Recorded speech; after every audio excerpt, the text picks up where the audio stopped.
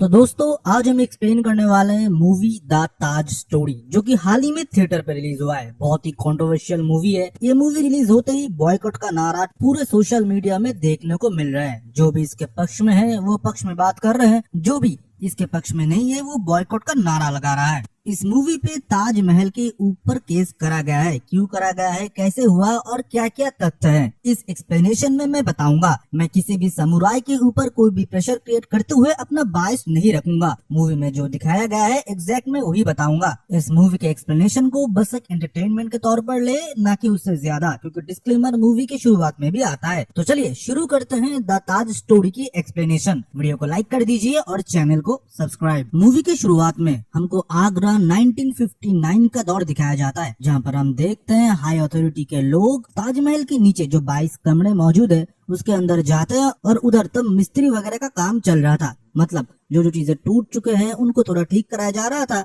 Authority के द्वारा। अभी तभी उनमें से एक अथॉरिटी वाला देखता है कि जहाँ से थोड़े बहुत ईंट गिर चुके थे एक कमरे में से, उसके अंदर जब वो झांकता है वो शॉक हो जाता है। वो अपने हायर अथॉरिटी के सर को बुकाता है, बोलता है रघुराम सर आप आई है। वो बोलता है हाँ राव क्या हुआ। वो जब आके वो दोनों देखते हैं वो दोनों हक्के बक्के रह जाते हैं और बोलते हैं कि अथॉरिटी को तुरंत इस बारे में बताना पड़ेगा। फिर उधर से सीन शिफ्ट होता है प्रेजेंट डे में। प्रेजेंट डे में हमको ताजमहल दिखाया जाता है, जहाँ पर हम देखते हैं लोगों की चहल पहल। टूरिस्ट आए थे, फॉरेनर्स भी आए थे, इसी के साथ गाइड लोगों के भी भरमार थे। वो लोग दिखाने लगे, ताजमहल का हिस्ट्री बताने लगे। उसमें से हमारे विष्णु दास भी एक है, जिसका बेटा भी यही काम ही करता है। पीढ़ी दर पीढ़ी 3 पीढ़ी से इनका यही काम चला आ रहा है, टूरिस्टों को घुमाना और ताजमहल के बारे में बताना।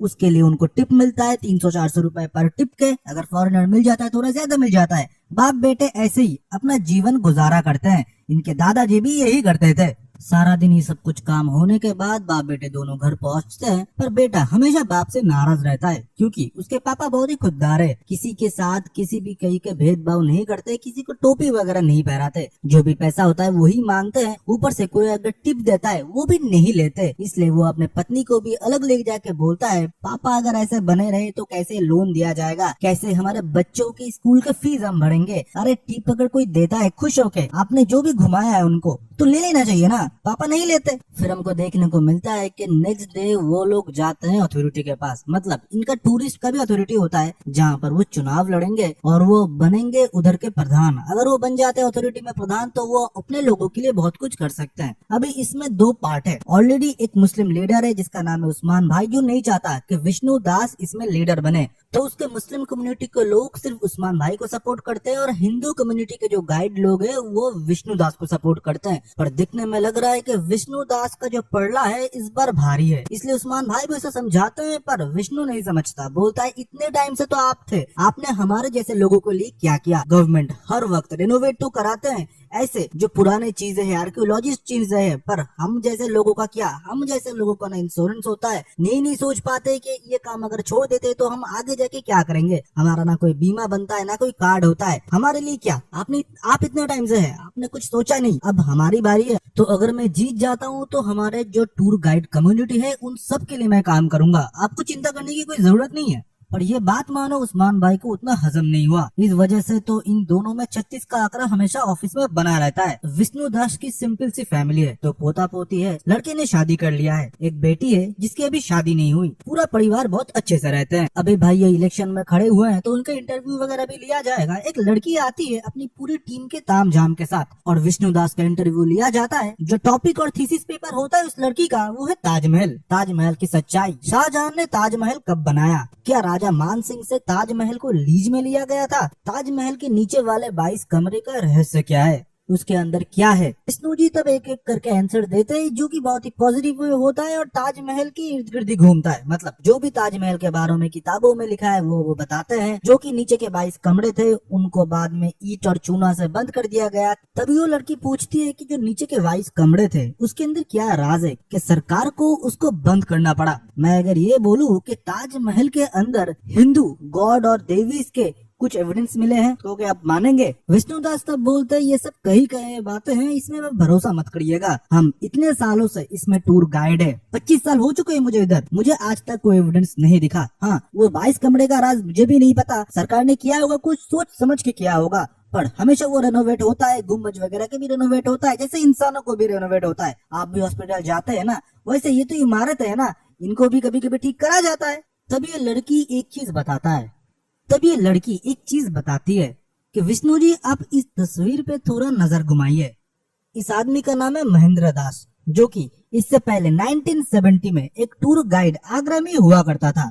और इसकी शक्ल देख के मानो विष्णु दास की एकदम सूरत बदल जाता है। ये लड़की बोलती है, अमेरिका से दो आर्कियोलॉजिस्ट आए थे, Peter Williams and vein what's, और इन दोनों के साथ ये भी नीचे गए थे। उस 22 कमरे में से एक कमरे में उनको देखने को मिला हिंदू टेम्पल और स्ट्रक्चर की कुछ मूर्तें, जिसको देखने के बाद उन्होंने एक चीज भी लिखा था कि ये हिंदू टेम्पल है। और ये बात बहुत जगह प्रचार में भी आया था। और ये बात सुनने के बाद ही मानो उठ के उधर से चले जाते हैं और ये बोलते हैं, अब लिखिए ना प्यार की कहानी, जो भी बाकी के लोग लिखते हैं, आपको अवार्ड वगैरह मिल जाएगा, इसके अंदर आप मत घुसिए। फिर विष्णु का मन मानो थोड़ा चंचल हो जाता है। वो अपने दोस्त और टूर गाइड्स लोगों के साथ दारू पीते हैं। दारू पीते पीते वो ये बोलते हैं, क्या पता कि असली सच्चाई क्या है, मैंने 25 साल इसमें दे दिए, अगर आखिर में ये पता चलता है कि ये सब कुछ झूठ है, जो भी आज तक मैंने टूरिस्ट लोगों को बताया। तभी उसमें से एक आदमी भड़क जाता है और ये बोलता है, तू जिस थाली में खाता है उस थाली में तुझने छेद करने की सोचा कैसे विष्णु? और दोनों ही दारू के नशे में थे और ये बोलने लगे, पहले तेरे पापा ने किया था ये सब कुछ, फिर भी हमने तुझको इधर रखा और आज तुझे एसोसिएशन के चेयरमैन बनाने के लिए भी हम लोग लड़ रहे हैं और तू ये सब कुछ कर रहा है। आज तेरी 3 पीढ़ी इस ताजमहल के गाइड बन के ही खा रहे हैं और तू आज सच खोजने की बात कर रहा है। शाहजहां ने नहीं बनाया, हिंदू टेम्पल है इसके अंदर, कैसा आदमी है तू? और उसको नालायक और गाली भी देता है। विष्णु के क्लोज फ्रेंड उसे ये समझाता है, भाई भले कुछ भी हो, हमारा रोजी रोटी चलता है, क्या हमको फर्क पड़ता है शाहजहां ने बनाया या नहीं बनाया? वो सच खोजते खोजते तेरे पिताजी चले गए। हाँ, महेंद्र दास और कोई नहीं, विष्णु के पिताजी थे, जो कि 1970 में वो आर्कियोलॉजिस्ट के साथ अंदर गए थे। और उन्होंने जब ये सब कुछ बाहर लाया, कुछ पॉलिटिकल प्रेशर और कुछ चीजों के चलते हुए उन्होंने ये दुनिया छोड़ दिया था। जब विष्णु ये सब कुछ बोल रहा था ताजमहल के बारे में कि उसकी असली सच्चाई हो सकता है एक झूठ हो, ताजमहल की भी एक टेस्ट होना चाहिए जहाँ पर हमको पता चलना चाहिए कि ताजमहल कितना पुराना है, तो हमको सब कुछ पता चल जाएगा। उसको कार्बन डेटिंग टेस्ट कहते हैं। ये सब कुछ जब वो शराब के नशे में बोल रहा था, किसी ने तो उसका वीडियो बना लिया और जब तक वो घर पहुंचे तब तक वो वीडियो सोशल मीडिया में अपलोड हो चुका था। अपलोड होते ही मानो आग की तरह ये बात पूरे आगरा में फैल चुका था और उस्मान भाई का काम और आसान हो गया, क्योंकि उसने खुद के पैर पे कुल्हाड़ी मार लिया था। जिस थाली में वो खाता है उसके बारे में अनाप शनाप वो बोल रहा है। अलग रिलीजन के होने के बावजूद, उसके फादर का ये हिस्ट्री रहने के बावजूद भी एसोसिएशन ने उसको गाइड की जॉब दिया और उसके फैमिली मेंबर को भी, मतलब उसके बेटे को भी, पर उसने गद्दारी कर दिया। फिर क्या था, विष्णु के घर में तो बवाल मच गया, उसके फैमिली मेंबर सारे परेशान हो गए, उसके बेटे भी उसे कोसने लगे। फिर क्या था, एसोसिएशन के चेयरमैन द्वारा उसे बुलाया गया, जो कि और कोई नहीं अभी वर्तमान में उस्मान भाई है। उस्मान भाई उसे बोलते हैं कि तुमने जो कुछ भी बोला हमारे खिलाफ बोला, एसोसिएशन के खिलाफ बोला, ये सारे बातें तुम नहीं रख सकते क्योंकि ये बिना तथ्य के हैं। तुम्हारे पास कोई तथ्य नहीं है तो तुम कैसे ये सब कुछ बोल रहे हो? और तुम एक कम्युनल राइट्स, एक दंगे भड़काने की काम कर रहे हो। इसके चलते हुए तुमको सस्पेंड किया जाता है और तुम्हारे बेटे को भी। और जब वो एसोसिएशन रूम के बाहर निकलते हैं उसके मुंह में काली पोत दिया जाता है। इसके चलते हुए उसका मन बहुत ही भारी हो जाता है। पूरा फैमिली बेरोजगार हो चुका था। आसपास के लोग भी उसके फैमिली को बहुत ही खीन नजर से देखने लगे थे। विष्णु दास मानो बेबस हो चुका था। अब उसे लगता है कुछ जो उसने बोला है वो अगर सच में सही हुआ तो मेरे देश के इतिहास के साथ क्या हो रहा है। उसके फादर ने भी जो रिसर्च किया था, जिसके बदले उसके फादर को भी ये पता चला था, अगर उसको दुनिया के सामने आना है तो किसी न किसी को तो खड़ा होना पड़ेगा आने वाले पीढ़ियों के लिए। और दूसरी जगह हम देखते हैं उस्मान भाई का भी एक लीडर होता है जो कि बोलता है कि विष्णु दास ने नशे की हालत में वो बोला है। सिर्फ सस्पेंशन ही इसका एकमात्र जवाब नहीं है, उसके ऊपर नजर रखो कि वो और आगे कोई काम ना कर पाए। और विष्णु दास ने ये सोच लिया कि आज वो PLI डालेगा किसके ऊपर, ताजमहल के ऊपर, जो कि ऑलरेडी 7-8 डल चुके हैं और कोर्ट ने इससे पहले बाकियों के भी खारिज कर दिए हैं। फिर भी वो डालने की हिम्मत करता है और एक जाने माने वकील के पास पहुंचता है। वकील बोलता है अगर आपके पास प्रमाण है तो ही जाके PLI हम दर्ज करेंगे और कोर्ट एक्सेप्ट करेगा, नहीं तो और भी एक नंबर बढ़ जाएगा, कोर्ट रिजेक्ट कर देगा। मेरे पास उन सारे चीजों के लिए फालतू टाइम नहीं है। फिर क्या था, वो लग जाता है प्रमाण ढूंढने के लिए। अपना पुराना अटैची निकालता है जहाँ पर उसके पापा के लिखे हुए बुक, थीसिस वगैरह सब कुछ थे। वो उसको पढ़ना शुरू कर देता है। फिर वो रिसर्चर किताबें पढ़ते पढ़ते उनको वीएन वट साहब के बेटे के बारे में पता चलता है, जो कि मसूरी में रहता है। वो सीधा अपना झोला बिस्तर वगैरह बांध लेते हैं और घर में किसी को ना बताए हुए चले जाते हैं आगरा टू मसूरी। मसूरी जाके वो पूरी कहानी बताते हैं कि ये सीन है, अब आप मुझे क्या मदद कर सकते हैं। वो बोलते हैं कि मेरे फादर के भी लिखे गए कुछ थीसिस पेपर्स है जो कि ताजमहल के ऊपर है, आप उसको स्टडी कर सकते हो, पर इससे कुछ बदलेगा नहीं। वो पूरा स्टडी कर लेते हैं और वकील को भी फोन कर देते हैं कि पीएलआई दर्ज कर लो, कोर्ट हमारी बात को सुनेगा और एक्सेप्ट भी कर लेगा। और वही होता है, पीएलआई डाल दिया जाता है और पीएलआई डालते ही सुर्खियों पे ये खबर आ जाता है, टीवी न्यूज़पेपर हर जगह ये बात आ जाता है। और वो जो मुस्लिम आका थे उन तक भी ये बात पहुंच जाता है। उन्होंने कभी सोचा नहीं था कि ये काम कर देगा। फिर हमको आगरा कोर्ट का सीन दिखाया जाता है, जहाँ पर हम राशिद को देखते हैं जो कि डिफेंस का लॉयर था। पर जो विष्णु जी का लॉयर था वो तो कोर्ट पहुंचा ही नहीं, क्योंकि उनके घर में कुत्ते को गन से गोली मार दिया गया है। इस वजह से क्योंकि वो इस केस के लिए इंटरेस्टेड है और इस केस को वो लोग आगे फॉरवर्ड कर रहे हैं। और ये भी धमकी दिया गया अगली बार फैमिली मेंबर होगा, तो उसने तो केस छोड़ दिया। विष्णु के पास कोई ऑप्शन नहीं था, तो खुद ही उसको कोर्ट में अपने लिए लड़ना पड़ेगा। फिर कोर्ट शुरू होता है और पहले ही पूछा जाता है कि आपका वकील किधर है। वो बोलता है कि मैं मेरा खुद ही वकील हूँ सर, क्योंकि कोई ये केस नहीं लड़ना चाहता। फिर पहले वो अपने बयान शुरू करते हैं कि उनको प्रॉब्लम किस किस चीज से है। वो बताता है कि मुझे 3 अथॉरिटी से प्रॉब्लम है। एक आर्कियोलॉजिस्ट डिपार्टमेंट, जिसको कैसे पता चला कि शाहजहां ने ही ताजमहल बनाया है। सेकंड, हमारे एजुकेशन बोर्ड, बच्चों को ये पढ़ाया जा रहा है किस आधार पे, किस डेटा के ऊपर बेस करा गया है वो। और 3, गवर्नमेंट के ऊपर, क्योंकि ताजमहल के नीचे जो 22 कमरे हैं उसके अंदर क्या चीज है कि गवर्नमेंट को उनको ईंट और चूना से बंद करवा दिया गया दरवाजे को हटाते हुए। फिर जो डिफेंस के लॉयर थे राशिद, उन्होंने भी बताया कि आप कौन से अथॉरिटी के ऊपर फिर भरोसा करते हो। अगर आपको एजुकेशन बोर्ड, गवर्नमेंट और आर्कियोलॉजिस्ट के ऊपर भरोसा नहीं है तो आपको तो देश के ऊपर ही भरोसा नहीं है, तो उस हिसाब से तो आप देशद्रोही हुए। और आपको क्या लगता है कि एक माइनॉरिटी कम्युनिटी के लिए पूरा सिस्टम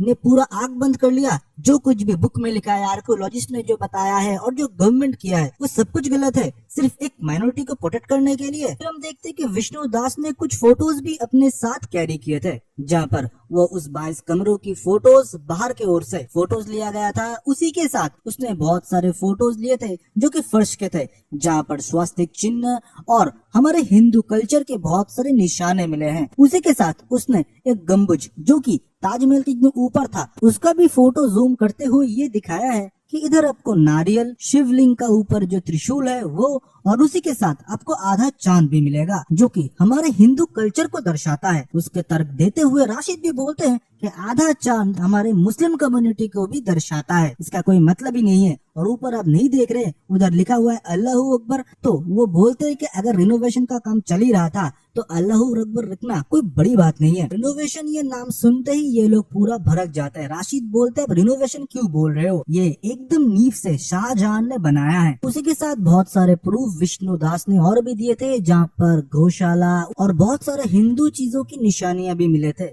इन सारे चीजों को और तर्क को देखते हुए कोर्ट ने इस पीआईएल को एक्सेप्ट कर लिया था। राशिद और उसके आका इस बात से बहुत ही नाखुश थे। राशिद बोलता है आप चिंता मत करिए, इसके बाद कोई भी इसके बारे में सोचेगा भी नहीं। मैं उसको कोर्ट में इतना घसीटूंगा कि इसके बाद कोई भी ऐसे पीआईएल डालने के लिए सोचेगा भी नहीं। तब उसके आका बोलते हैं आज ताजमहल के ऊपर डाला है, इसके बाद कुतुब मीनार के ऊपर डालेगा। पागल की कमी नहीं है हमारे देश में, इसको ऐसा तोड़ना, इसके बाद कोई सोचे भी ना। फिर अगले दिन देखते हैं फिर से कोर्ट में हियरिंग होता है, जहाँ पर हम देख पाते हैं कि एजुकेशन बोर्ड से बुलाया जाता है अथॉरिटी को, जहाँ पर एक लेडी होती है जिसको पूछा जाता है राशिद द्वारा कि आप एजुकेशन जो भी बुक है हिस्ट्री की, उसमें कोई भी तथ्य को कैसे डालते हो। वो बोलते हैं जो हिस्टोरियन होते हैं, जो कोर्ट के वर्डिक्ट होते हैं, उनको देखते हुए पॉजिटिव वे में हम डालते हैं, जैसे बच्चे के ऊपर अच्छा असर पड़े। कोई गलत सलत चीज हम डालते नहीं है, कोई एक्सट्रीमिस्ट चीज हम डालते नहीं है। फिर हम देखते हैं कि उसको क्रॉस एग्जामिनेशन करता है विष्णु।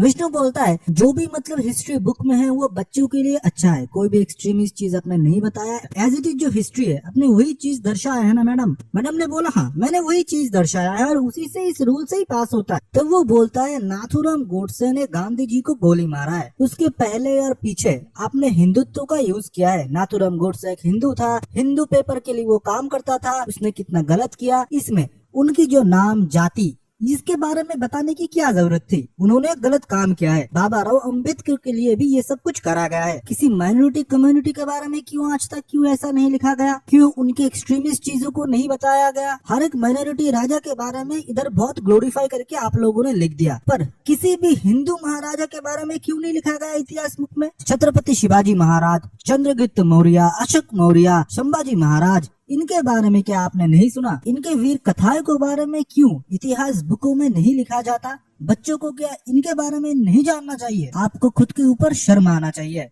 और ये बोल के वो अपना क्रॉस एग्जामिनेशन खत्म करते हैं। कोर्ट के सामने ये बोलते हैं इनके हिसाब से मुगलों के बाद कोई भी ग्लोरीफाई राजा पैदा ही नहीं हुआ है। सोच को पनपने से पहले ये लोग तोड़ देते हैं। कोर्ट नेक्स्ट हियरिंग डेट देते हैं, जहाँ पर हम ये भी देखते हैं बहुत सारे हिंद राष्ट्र पार्टी से भी बुलावा आ रहा था विष्णु को, क्योंकि सबको अपना कॉमन इंटरेस्ट चाहिए। और उसी के साथ मुस्लिम कम्युनिटी के लोग भी विष्णु से बहुत नाराज थे। इससे चलते हुए उसके बेटी और उसके बहू के साथ भी बाहर बदतमीजी होने लगे। उसके बेटे को भी पीटा गया था रास्ते में। तभी एक हिंदू नेता आता है और उसके बेटे को हॉस्पिटल में भर्ती करता है और विष्णु के पूछने पे ये बताता है कि तुम्हारे पिता भी मेरे पास आए थे, तब मैं छोटा कोटा कार्य करता था, कुछ नहीं कर पाया, पर आज तुम्हारे लिए मैं करूंगा। इसमें उसका खुद का इंटरेस्ट क्या है ये तो हमको नहीं पता, पर विष्णु का काम हो गया कि उसका बेटे का जो है इलाज हो गया और उसके सपोर्ट में एक पॉलिटिकल नेता आ गया। अगले दिन कोर्ट हियरिंग में एक हबीब साहब को लाया गया रशीद द्वारा, जो कि बहुत जाने माने लेखक थे। ताजमहल के ऊपर उन्होंने बहुत कुछ लिखा भी है। बोलते हैं कि फारसी में सब कुछ लिखा हुआ था, मैंने अनुवाद करके बहुत ध्यान से इसको हिंदी में अनुवाद किया है। और जहाँ पर मुझे ये पता चला है कि शाहजहां ने पूरे नींव से ताजमहल को बनाया है अपने बेगम के शौक में। कोई किसी से बेइंतहा इतना मोहब्बत कैसे कर सकता है? तभी विष्णु जी वही बुक का 403 वाला पन्ना खोल के बोलते हैं, इधर तो साफ साफ लिखा हुआ है कि शाहजहां ने जय सिंह से जो है वो महल ले लिया था। तब वो हबीब मनो लड़खड़ा गया और ये बोलता है मेरे बुक में तो ऐसा कोई अनुवाद नहीं है। तब वो बोलते हैं आपके बुक में नहीं होगा क्योंकि आपने गलत अनुवाद किया है। आपको फारसी पढ़ना आता है तो इसको पढ़ के बताइए, ये ओरिजिनल बुक है। तब वो नहीं पढ़ पाते, ये बोलते हैं कि मुझे सिर्फ इंग्लिश पढ़ना आता है। तब विष्णु बोलते हैं जो भी आपको पसंद आया आपने अपने बुक में लिख दिया, जो आपको ना पसंद आया वो आपने नहीं छापा। और इसी के साथ बहुत सारे बुक, बहुत सारे तथ्य के साथ ताजमहल के बारे में बहुत सारे डेटा पेश करा गया, जहाँ पर गवर्नमेंट द्वारा जो लिखा गया है उधर कुछ टाइम ड्यूरेशन लिखा गया था, जिसके टाइम शुरुआत से लास्ट तक ताजमहल बना है। कुछ आर्कियोलॉजिस्ट के द्वारा लिखा गया है कि ताजमहल इतने टाइम से बना है। कुछ तथा कथित सवा कवि के बारे में लिखा गया था जो तभी भारत में आए थे भ्रमण करने के लिए, उन्होंने कुछ लिखा है। किसी का टाइमलाइन भी किसी दूसरे के टाइमलाइन के साथ मैच नहीं कर रहा। और दूसरी जगह कोर्ट बार बार बोले जा रहा है कि आपको सबूत पेश करना पड़ेगा जो कि आई विटनेस है कि उस 22 कमरों के अंदर क्या है। तब विष्णु बताते हैं जो सर विलियम्स आए थे उन्होंने गवर्नमेंट की परमिशन ना लिए बिना कार्बन डेटिंग किया था एक लकड़ी के दरवाजे के ऊपर। उनको पता चला था कि जब ताजमहल था उससे 300 साल पहले ये ताजमहल का लकड़ी का सैंपल है, मतलब उसका पहले ये सब कुछ बना है। शाहजहां ने इसको नहीं बनाया है। और जब ये थीसिस पेपर उन्होंने पेश किया गवर्नमेंट द्वारा, गवर्नमेंट ने और कुछ भी नहीं किया, लकड़ी के दरवाजे हटा दिए और उधर ईंट के दीवारें लगा दिए। कुछ तो सच छुपा रहे हैं ये लोग। फिर कोर्ट की नेक्स्ट हियरिंग का डेट मिलता है, जहाँ पर हम देखते हैं रात को विष्णु जी के पास एक कॉल आता है जो कि और किसी के नहीं वकील का होता है, जो कि छुपके छुपा के ये बोलता है एक आई विटनेस है जो कि गवाही देगा। तब विष्णु जी उनसे मिलते हैं और ये बोलते हैं मेरा नाम ऑफिसर रघुराम है, मैंने 1959 में ताजमहल के अंदर वो जो 22 कमरे है, एक कमरे के अंदर स्वस्तिक चिन्ह और हमारे हिंदू स्क्रिप्चर की चीजें देखे थे, पर मुझको ये बताया गया हायर अथॉरिटी द्वारा कि इस जगह को सील कर दो जल्द से जल्द और अपने मुंह को भी, मैं गवाही दे दूंगा। तब मानो विष्णु के मन में एक भरोसा आया कि गवाही देते ही वर्डिक्ट पूरा बदल जाएगा।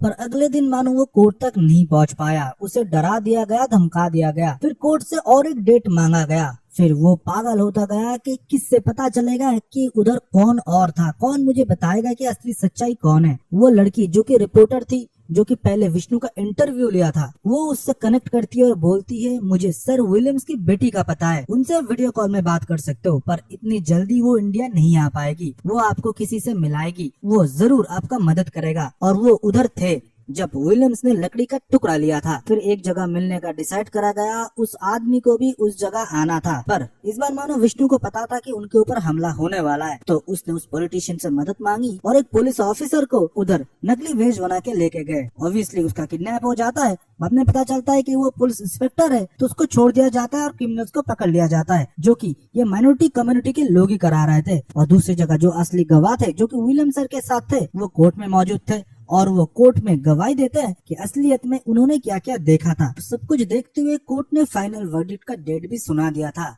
उस दिन राशिद और उसके आका लोग भी कोर्ट में पहुंचे थे और विष्णु अपने फैमिली के साथ, जहां पर कोर्ट फाइनल वर्डिक्ट सुनाने से पहले दो मौका देते दोनों लोगों को अपना क्लोजिंग स्टेटमेंट सुनाने के लिए, जहां पर राशिद ये बोलता है, सर आप इस मुद्दे को अब कुछ टाइम के लिए भूल जाइए कि शाहजहां ने ताजमहल को बनाया या नहीं बनाया। अभी अब प्रेजेंट चीज को देखिए कि ताजमहल के लिए हमारे इंडिया में, मतलब हमारे देश में कितने हजारों करोड़ों का रेवेन्यू आया है, कितने टूरिस्ट लोग आते हैं, कितने लोगों का लाइफ चलता है। विष्णु जी जो इस केस के लिए खुद पीएनएल डाला है, उसके 3 पीढ़ी इसके वजह से खा रहे हैं। अगर इसके वजह से कोई भी आप राय ऐसा सुनाते हैं जहाँ पर कम्युनल राइट्स बन जाते हैं, दंगे होते हैं, लोग ताजमहल आना छोड़ देते हैं, तो देश का क्या होगा? देश का जो अर्थव्यवस्था है उनका क्या होगा? जो इतने लोग इसके ऊपर डिपेंडेंट है उनका क्या होगा? इन सारे चीजों को देखते हुए अब अपना वर्डिक्ट सुनाइएगा। और विष्णु जी भी अपना क्लोजिंग स्टेटमेंट सुनाते हैं कि ये सच्चाई है, सच्चाई हमको सामने लाना चाहिए। इसके पहले हमारे बहुत सारे मंदिर थे जिनको तोड़ दिया गया। शाहजहां के पीरियड में बोला जाता है गोल्डन पीरियड, बट सबसे ज्यादा मंदिर उन्होंने ही तोड़ा है। पर हम उनको ग्लोरीफाई ऐसे करते हैं कि उन्होंने कुछ भी नहीं किया, वो बहुत सेकुलर है। अगर वो सेकुलर है तो इतने मंदिर क्यों तोड़े गए? अगर वो लव के निशानी थे तो इतने सारे लोग शाहजहां के टाइम पीरियड में भूखे थे, 70 लाख लोग मारे गए थे, उन्होंने कुत्ते का मांस खाया, इसी के साथ उन्होंने भूखमरी से जान दे दी। पर शाहजहां ने हर एक गांव में चंदा मांगा था इस ताजमहल को बनाने के लिए। ये सब कुछ बुक में लिखा है, मैं कुछ बड़ा चढ़ा के नहीं बोल रहा। ये सारे चीज को मद्देनजर रखते हुए कोर्ट ये डिसीजन लेता है। ये जो वर्डिक्ट है इसको फिलहाल होल्ड करा जाएगा और एक कमेटी बनाया जाएगा आगे की कार्रवाई के लिए। इसी के साथ ये भी बोला जाता है जो बुक्स है उसमें हमारे हिंदू कल्चर मंदिर के बारे में भी बताया जाए, जैसे मुगलों के लिए बताया जाता है, क्योंकि पीढ़ी दर पीढ़ी इस चीज को पढ़ते हुए उन लोगों को पता चलेगा हमारे देश के इतिहास के बारे में। इतिहास को कोई भी कोर्ट के द्वारा चैलेंज नहीं करा जा सकता, इसको स्पेशल टीम और आर्कियोलॉजी टीम के द्वारा ही निरीक्षण किया जा सकता है। इसके बाद एक डिस्क्लेमर आता है जहाँ पर हमको देखने को मिलता है कि बहुत सारे लोग इसके पहले पीएनएल डाल चुके हैं और आपको सुनने में हैरानी होगा कि 2025 में भी पीएनएल डाले गए हैं। विष्णु जी का केस खारिज हो जाता है, इधर से सुप्रीम कोर्ट जाता है, सुप्रीम कोर्ट में भी खारिज होने के बाद हाई कोर्ट में भी खारिज हो जाता है, पर पीएनएल इसके बाद भी नहीं रुके। लोग पीएनएल डालते गए और तथ्य प्रमाण मांगते गए। ये मूवी का प्लॉट बहुत ज्यादा कंट्रोवर्शियल है, ये तो मैं भी मानूंगा, पर आपको ये मूवी देखना चाहिए। थिएटर में जाके देखिए या कहीं से आप अपने इंटरनेट का शक्ति यूज करके देखिए, क्योंकि एक्सप्लेनेशन में आपको मूवी की कहानी पता चलता है। पर अगर आप एक मूवी देखते हो तो आपको इन डिटेल सारी चीजों के बारे में पता लगता है। तो वीडियो को एक लाइक कर दो और चैनल को सब्सक्राइब। और एक छोटी सी चीज है, बस 1, 2 और 3। तो दोस्तों आपने इस मूवी की एक्सप्लेनेशन को लास्ट तक एंजॉय किया होगा, बट आप लोगों के लिए एक चीज मैं बताना चाहता हूँ। जो भी एक्सप्लेनेशन आप देखते हो उससे हमारा जो भी रेवेन्यू बनता है वो बहुत ही कम बनता है। हमको टीम को भी सस्टेन करना पड़ता है और वर्क फ्लो भी बहुत अच्छा रखना पड़ता है। फर्स्ट डे फर्स्ट शो देखना, फिर राइटिंग करना, फिर एडिटिंग करना, फिर आपके सामने कंटेंट को प्रस्तुत करके प्रॉपर एक्सप्लेनेशन ओए में लाना, बहुत मेहनत वाला काम होता है और इन्वेस्टमेंट भी जाता है। पर हम लोग और एक्स्ट्रा आप लोगों के लिए करना चाहते हैं। हमने अभी नया एक इंडस्ट्री पकड़ा है जो कि है शॉपिंग इंडस्ट्री, जहां पर हमको पता है कि बहुत ज्यादा शॉपिंग एंथुसियास्ट जो कि ऑनलाइन शॉपिंग करते हैं वो बहुत बढ़ चुका है ऑफलाइन से। तो हमने एक सर्विस लॉन्च किया है जो कि हमारा फ्री टेलीग्राम ग्रुप है, जहां पर आप जाके बहुत कम पैसे में शॉपिंग कर सकते हो। हम क्या कोई सामान बेचते हैं? नहीं। हमारा कोई प्रॉफिट होगा अगर हम प्रोडक्ट बेच देते हैं या आपको चिपका देते हैं? नहीं। हम क्या करते हैं, हमने पार्टनरशिप किया है मित्रा के साथ, फ्लिपकार्ट के साथ, अमेजोन के साथ, ऐसे बेहतरीन ई कॉमर्स साइट के साथ, जहां पर हर कैटेगरी के डिस्काउंटेड कूपन एंड प्रोडक्ट के प्राइस डाउन जब हो जाते हैं हम आपको बता देते हैं। मतलब मोटा मोटी मान के लीजिए डील ब्रेकर जो भी ऑफर्स आते हैं फ्लिपकार्ट, अमेजोन, मिंत्रा पे या बाकी ई कॉमर्स वेबसाइट पे, हमको ये कंपनी वाले बता देते हैं। तो हम ग्रुप में डाल देते हैं, जिसको भी पसंद हो वो जाके खरीद लेता है। आप सोच रहे होंगे कौन ही यूज करता होगा? 50,000 लोग ऑलरेडी इसका लाभ उठा रहे हैं। इसी के साथ हमारा सेपरेट और एक ग्रुप है जहां पर हम 99 रुपीज के अंदर डील्स प्रोवाइड करते हैं, जो कि अमेजोन, फ्लिपकार्ट, मिंत्रा के कुछ टाइम के लिए आते हैं। मान के चलो 1-2 मिनट के लिए नोटिफिकेशन आपके पास पहुंच जाएगा टेलीग्राम के थ्रू, और आप ज्वाइन भी टेलीग्राम के थ्रू कर सकते हो। डिस्क्रिप्शन में भी लिंक है और पिन कमेंट में लिंक आपको मिल जाएगा। आप क्लिक करोगे 2 विंडो ओपन होंगे, एक होगा सेव पैसा ग्रुप और होगा सेव पैसा ग्रुप 99। आप किसी भी एक ग्रुप में ज्वाइन हो सकते हो या दोनों ग्रुप में ज्वाइन हो जाओ। एक में 99 वाले ऑफर मिलेंगे, एक में लूट डील्स मिलेंगे हर दिन के 24/7 हम डील पोस्ट करते हैं। मीशो के डील्स, आप भी बहुत ज्यादा मीशो से शॉपिंग करते होंगे बजट में, तो मीशो के भी डील्स आएंगे, शॉपसीप के डील्स आएंगे, अमेजोन मिंत्रा तो आते ही रहते हैं 24/7। इसी के साथ सपोर्ट भी है हमारा, आप जाके मैसेज भी कर सकते हो कि हमको ये प्रोडक्ट चाहिए। इसी के साथ अगर आप हमको ऐसा सपोर्ट करते हो तो क्या होता है, ये कंपनी वाले हमको थोड़ा सा कमीशन देते हैं, जिससे हम ये सारे तामझाम कर पाते हैं, आपके लिए एक्सपेंशन ला पाते हैं, टीम को सस्टेन कर पाते हैं और आगे हमारा काम और भी बेहतर करते हैं। तो आई होप आपको एक्सप्लेनेशन पसंद आया होगा। हमारा और एक जो सर्विस है आप उसमें भी एनरोल करोगे, डिस्क्रिप्शन के लिंक से, पिन कमेंट के लिंक से ग्रुप में ज्वाइन हो जाओगे और हमको ब्लेस करोगे ऐसे ही, और लाइक करोगे वीडियो को, सब्सक्राइब करोगे चैनल को, और हम आगे ऐसे ही बढ़ते रहेंगे। तो चलिए फिर मिलता है ऐसे एक बेहतरीन वीडियो के साथ, तब तक के लिए बाय बाय एंड सी या।